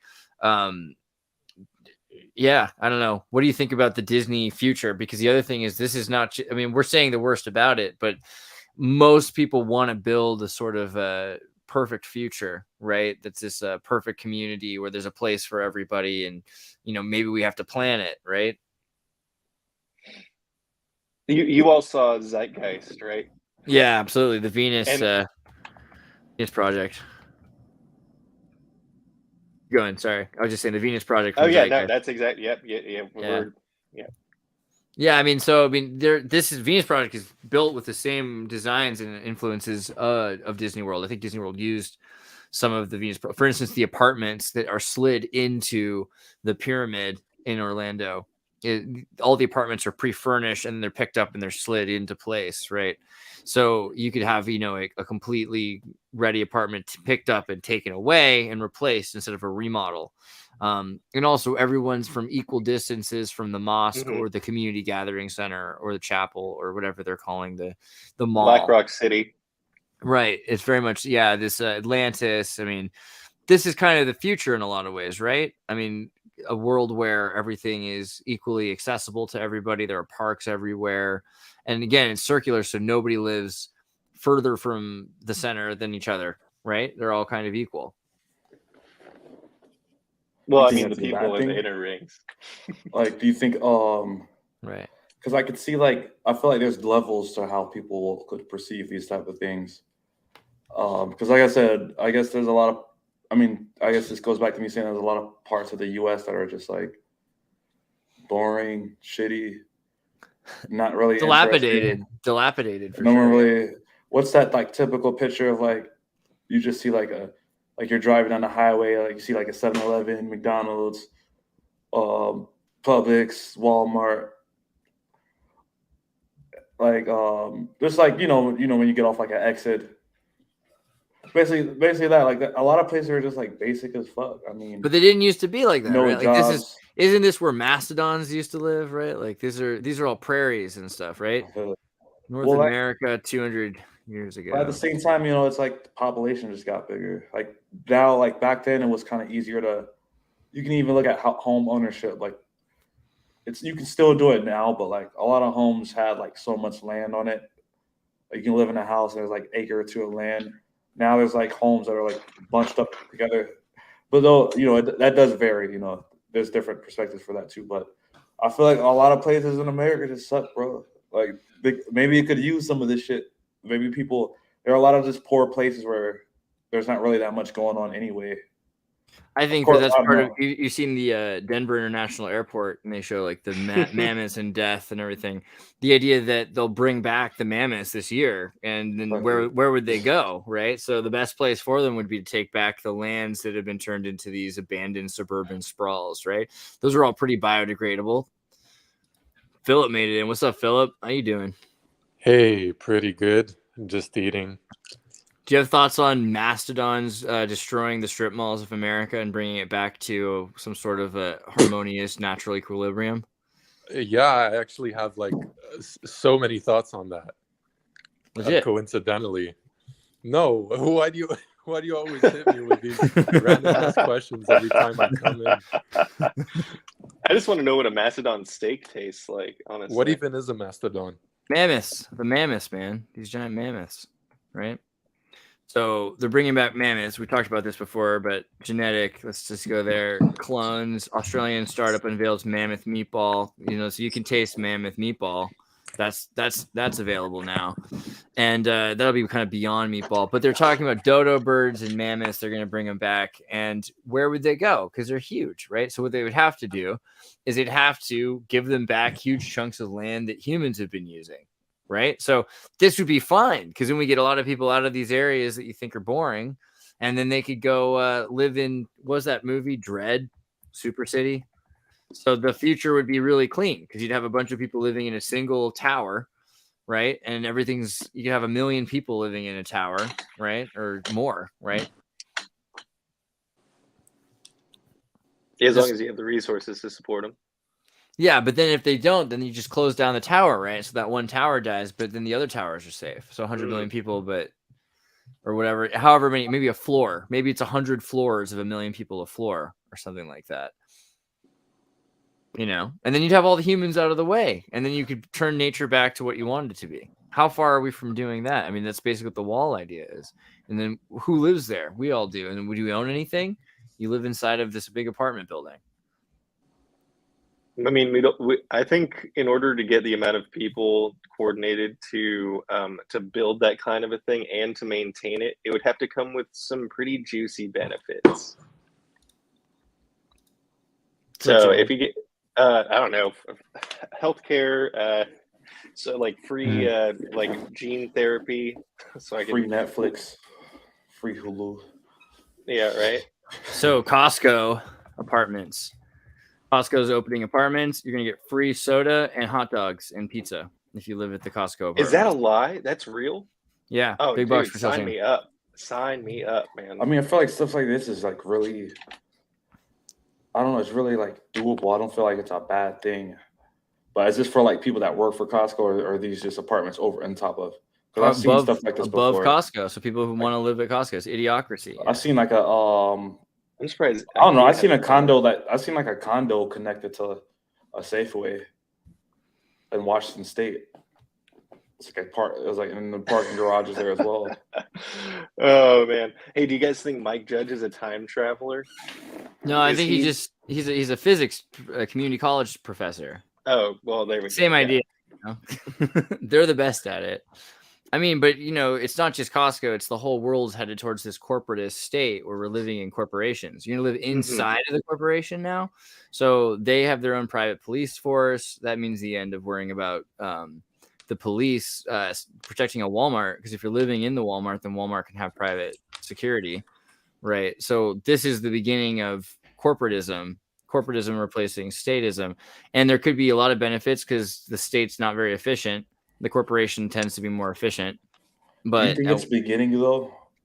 What do you mean? Well, even like concepts like this, like McDonald's owns like some of the most like real estate in America. Like a lot of corporations own like real estate and stuff. And it's like, I feel like a lot of this was kind of stuff that was just happening behind closed doors. Like a lot of people haven't really been paying attention to like who owns what, who's like, right. You brought up BlackRock, Andrew, earlier, right? Vanguard and BlackRock. So, I mean, what do you think? Them as well. I mean, it's already like even most apartments or a lot of places that you're going to rent like a home from is going to be owned by some LLC most of the time. Well, the banks own everything anyways. So. Well, that too. But there's I'm talking about like a company like BlackRock, whatever, that's just own like there are, and I've seen this as well. There are people that like up there in the real estate game that like they don't just like their version of selling houses isn't just like going up to somebody like showing someone a tour of a home. They more so just like there's lots of like they're selling houses wholesale, like thousands of houses at once. So like another person, organization, or entity. So I do feel like we're kind of not just in that aspect. We kind of been there. We are reliant on like corporations, I would say, rather if it's like internet, cable, yeah. I mean, so Disney World, there's this whole thing going on in Florida. Are you familiar? DeSantis is trying to take back Disney World's property rights and say they have, because Disney's been they showed up there, they had enough people that they could vote, and then they ended up controlling it. So they got free fire, free police. They have their own private security anyway. And DeSantis was like, we shouldn't really let Disney have their own compound that's 50 square miles of Florida where they have their own airport and it could be dangerous, etc. And I hear his point and I hear Disney's point too, because I want a 50 square mile compound with an airport. And I think the idea of owning a corporation that had your own land and essentially your own state, your own micro state within another nation, that's the only way to have actual freedom in the United States. You have to be a corporation that owns its own property, right? But we're at a point where, he tried to stop them, and they had a declaration in their paperwork that they had signed before on the former board that said, this declaration shall continue in effect until 21 years after the death of the last survivor of the descendants of King Charles III, King of England, living as the date of this declaration, right? So it's using kind of this. It's really interesting because it's in the United States of all things, but this is a legal language loophole that's been in existence for a long time. That you can put it. You have to put a date on a clause of something like that. You can't put it into perpetuity. But they use the clause of the end of the royal, not just King Charles, but of his descendants, right? So the end of the Wilhelm kingdom. That's the end of Disney's sovereignty. I mean, I wonder, do you think that there's some kind of connection there to royalty or to Disney, to the elite? I mean, what is up with Disney and the royal family? I mean, that they could have, that they would say that they have kind of a precedent as long as there's a royal family. I mean, it's all pageantry, isn't it? Like even the the monarchy itself, it's kind of like we have the Kardashians here. They have the monarchy. Like it's a show. Like but you know, I used to think that the Queen was, you know, maybe like some sort of interdimensional like space lizard. But it's good to think about. I think Walt Disney go way back. I don't know. I think Disney is like a huge, I don't know, thing. Whether they're reptilian people running the show. I mean, he was, you know, anyone who has the ties to Nazis and stuff, they were into some spooky stuff for sure. He was a Rosicrucian. He's into Gnostic, Masonic magic for sure. I mean, Rosicrucian. Speaking of Rosicrucian, yeah, more dependent. Nice. What do you think about Rosicrucianism? I don't really, not too much like deep in it, but I did see I don't know, it was like from what I've seen, it was like I guess like how I view like these type of Rosicrucian or like Freemasons in general. Like I said, I'm not that deep into it.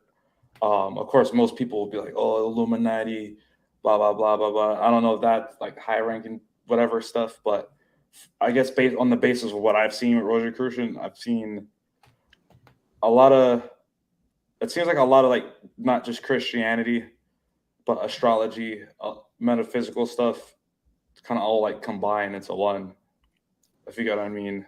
Do you think that a lot of people that run the world, you know, do you think that magic is real for them, or like the people that run the world that are obsessed with this stuff? It seems like they have these secret clubs and everything. Do you think that the magic is real? I think magic could be things so simple as just like a media advertisement, like causing a shocking, like emotional thing, like a picture or a video, music. I feel like even music could be like the ways like the Illuminati ties with music and stuff. Yeah, spells. Yeah, but like when you hear about I was gonna say, like how about like in the 90s there's this thing on rap music where like there was this meeting about, I guess, jail or prison owners met up with like record label owners and told them, oh, I don't know, this is like conspiracy theory, like, oh, make violent music so we can put, you know, make people gangsters, put them in jail. Yeah, and I think, I don't know if it's like that or, you know, I think music is powerful, but going back to the Rosicrucian, I don't know. I'm just more so just I'm like getting started with that stuff, but I am attracted to I guess like how it's not really denying any type of religion, but more so saying that like there's a lot you can take from it. Oh, sorry, my bad. Saying that there's a lot that you can kind of take in from like different religions and stuff. Anybody's seen sorry. Yeah. No, go ahead, Andrew. What do you say? Ring of Power. It's like a 15-hour, 12-hour long documentary. But they talk about how the Freemasons, the Rosicrucians, like because that all comes from like the Templars, right? And the Templars gained power because they were controlling all the money because they learned some secret about this is it. I think I don't know how many parts there are, but I was gonna say I think I'm about to go soon, but I liked how the Rosicrucians, like a lot of the basis was like in Egyptian, I guess, like whatever Egyptians believe in. Like I said, I'm ignorant on that stuff, but it was like the story of like Jesus, how that type of story, like their reincarnation was like a lot of cultures had like a similar, or religions had like somewhat of a similar story. And like I said, I'm ignorant on this stuff, but I felt like I know Freemasons came from the Rosicrucians, and I don't know, I kind of looked at Rosicrucians as, I don't know, they may have look at life as an entire basis, like metaphysical wise, and taken from like different religions. And I don't want to say taking from different religions, but more so just like emphasizing these aspects of, I guess, other religions or cultures and things like that. Andrew, what were you going to say about the Templars? Oh, just they didn't have to fight. Well, they didn't have to fight as much, so they had a lot more like time to sort of for inner exploration, I guess, after they got into finance and got in with the church and everything. I think this is definitely post Crusades, because the Crusades was to sort of like protect the church's like IP essentially, and like their artifacts. I don't know. I think that they got into some weird stuff because they were just kicking back. They didn't have to like fight all these wars anymore. They were just like sitting on money and all of these secrets, and you know, they were such an eclectic group. So many different people came. It was like the best of the best who all sort of like fell into this order. So it's like the Merovingian family, right? So you got a certain prince dynasty, 13 princes that are able to start the Templars, and so they're the ones that believe that they have the right of Melchizedek, which gives them, and the Aaronic right of Melchizedek, so they have the ability to collect taxes for God, which is something that's from like Enoch or something like that.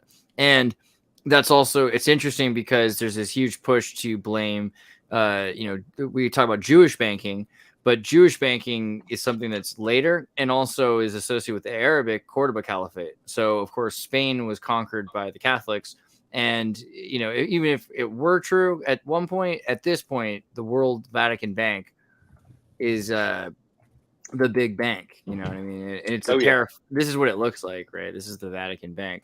So it's worth at least knowing about it. I mean, considering how much people talk about banking and say banking is behind everything. And the Templars said, hey, I know the Bible says you're not allowed to take interest on loans. You know, Jesus says it's a sin, but hear me out. We can do it.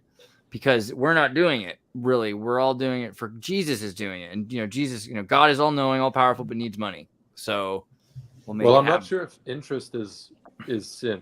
Usury is. By the way. Yeah. The word it used. Jay Flame, before you disappear, where can we get your link for music and stuff? JadaFlame.com. JadaFlame. Spotify, Apple Music. I got free NFTs on there as well. Guys, I'll see you guys next week. Legit, man. Let's talk some more about this stuff. We'll look at your NFTs. Nice to meet you guys as well. Based. Stay lit. Stay blessed. Dude, stay blessed. Face. Sorry, you were saying, Philip, though. Yeah, I was saying that the word that they use, as someone was saying, is usury.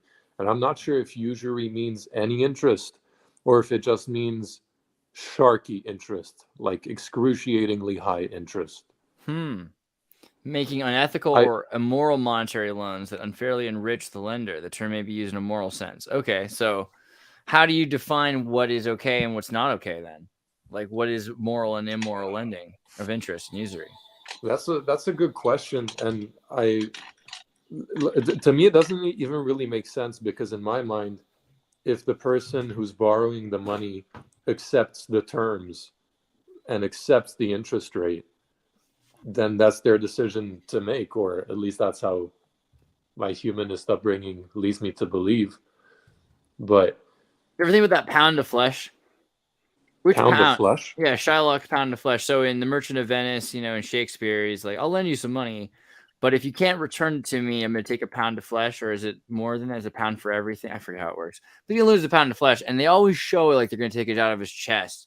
But wouldn't it be castration or something? Like, wouldn't that be a pound of flesh is what they're really talking about? I don't know if I'm taking. Yeah, are people really rocking a pound like that? I mean, back then, man, before tight jeans, you know, people were better off. The real question is someone allowed to agree to take such a loan? Because that's what it's about in the end, right? If you think that people can agree to take whatever loans they want and make their own decisions, then there's no such thing as an immoral agreement, because it's an agreement, right? So the question is, well, what agreements are illegitimate? And coerced ones. What? I think the differentiation would be coercion, wouldn't it? Right. It would be coercion, or it would be some kind of corruption of consent, like you're under the influence of something, and you know, or you're too young or whatever. Mm-hmm. But if it's two adults who agree on the terms and there's no coercion, then how can a deal be immoral? And I don't really know how to wrap my mind around that question. I feel like world debt. So like your parents make the deal and then you're stuck with the debt for the next few generations. You didn't make the deal. It's just, that's usury essentially. Right. That makes sense. To inflate the value of the state, essentially. So all of this is usury up until the loophole, which is that you don't accept the debt until you're 18. So by the time you accept the debt, you've accepted the benefits of the social contract. So at that point, you're paying for your acceptance of the social contract in perpetuity. So that would be legally, or it wouldn't be usury. I mean, they could sleep at night because they said, okay, well, we didn't really just entrap children and enslave them. We gave them a cush ride till they were 16, 18. And at 18, that's when they could have decided to burn their passport and their social security card and disappear off the grid. But since they didn't, they decided to accept paying taxes and living in this world. Who does China owe money to? Sorry, I just got caught up in the infographic here. I know. I wonder. I feel like China owes money to itself and to everybody else, but it's all part of the plan because then it owns money that it's owed or something to that effect. Yeah. And notice Russia has like the little tiniest sliver of debt in the bottom, even though very Putin's, clever. Yeah. Yeah, avoiding debt. I mean, are we about to hit a point though where we've talked a bit about the Jubilee. What's be the last thing we'll cover? Is the Jubilee, the debt Jubilee, debt Jubilee. Jubilee. That's hilarious. South Park episode. Freudian slip. No, the debt Jubilee idea was that there would be a point where they just collapse all of the debt, right? It's this Fight Club ending sequence where the power comes down. And the idea was that the debt Jubilee was going to be September 2001, right? And so some people suggest that perhaps the Tower 7 and the Enron and the Visa exchanges, that a lot of that was a sort of micro debt Jubilee for certain corporations in order to, huge amounts of the debt were just disappeared for so many different sub companies. I mean, every bailout is a debt Jubilee for the rich, isn't it? Like, we don't get any of that. Do you think there's anything we can do? I mean, because like all it seems like is the Amish have got the correct solution of jumping out of the system, and we're just do they pay taxes? No, right? I think they paid sales taxes, and then boom, that's it. Tax strike, 2023, 2024. I guess everyone can pay some income taxes and Social Security. They do. They collect on social. I thought they didn't. If they have a business that they market to the outside world, they will pay some taxes. But otherwise, no, I don't believe they pay anything like property tax or anything of that nature. Right. They have exemption from Social Security, so they don't have to pay into it. But I guess the Amish business owners are required to pay Social Security taxes when employing non-Amish workers. So that's the only time, because that's that whole thing with Social Security, owning persons, right? Because basically you're a number, and you can find out who owns you, right? I think it's connected to the Catholic Church also. There's certain regions of the United States, like the Archdiocese of New York or the Archdiocese of California, is associated with a group that owns the Social Security, and you can pull out your Social Security early if you find out. You can say, hey, I don't really want to pay into the system anymore. But then you don't get to collect on Social Security when you're 65 or whatever the deal is.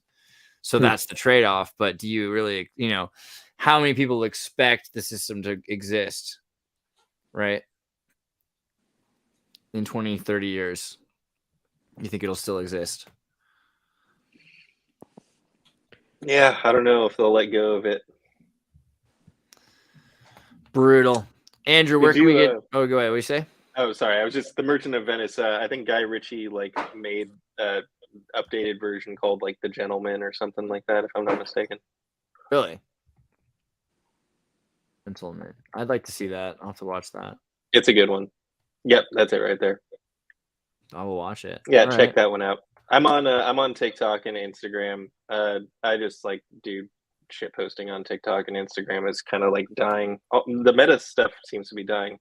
What's your Instagram handle? Batmonkey? Yeah, at Batmonkey Customs. And I'm on a 5-day ban on the group, so I can't post in there. So. Oh, of course. All right. Well, Instagram / Batmonkey Customs, right? Yes, sir. That'll work. You guys, make sure you follow Andrew. Andrew's a very poignant and interesting person, and he works on a lot of really cool ideas and projects. I think it's a swivel bike. Did you make a swivel bike? Oh no, it's actually a Velocino. It's a Mussolini design. Oh wow. It was the people's bike. All right, I want one now. I have to check that out. Yeah, he makes a lot of really cool, beautiful art, and yeah, Andrew's a cool guy. So make sure you subscribe to him and buy some of his stuff if he puts it out for sale. I mean, based. Also, American Time Machine. Let me get to your music. Guys, make sure you listen to Kurt's American Time Machine, Birds, Bubbles, the most esoteric shit you've ever heard. Trust me, Bambience. Really like your songs, buddy. There's some good stuff. Wait, also, is the APM song on Spotify? It is, right? Where's the is a misinformation? I think. Yeah. Right here. We're gonna get it back. Don't worry. It's just been kind of difficult because of the whole, copyright. It's copywritten. But we're gonna make it work. It's gonna be amazing. Philip, you're still hiding from the people who you are and where you can be found? Keep on asking. It's in the making. It's very close. All right. Well, in the meantime, you guys can go to Advanced Philosophy Memes or Andreas Philosophy Memes before I change the name back. APM right here. And you can find all the coolest memes in the world, which we should be going through more. And I think next time when Vincent, we'll do this a couple hours earlier. We'll get Vincent. We'll go through a lot of the memes because it's time to do a meme review. It's a good idea. Well, I love you all. Thank you for being here. See you next time. Peace out. Philip, see, he's so Canadian reserved up until he isn't. Yeah. This next story has been suppressed by mainstream media. Let's go to Andreas for more. Everybody, tune in to Recent Tartarians. Recent Tartarians. Recent Tartarians. Hello. Welcome to the Xirtus. Tune in for another exciting episode of wonder, imagination, and discovery. Recent Tartarians. АПМ образует всеобщие закономерности, определяющие законы классической физики для нашего Sometimes I мира. look at the moon and just think, the skin's beautiful. Baby, when I met you, there was peace unknown. Что касается энергии нано, то она превышает ядерную в немыслимое число раз. 10 в 74 степени. That's it. That's it. That's it. With your arms now. That's it. That's it.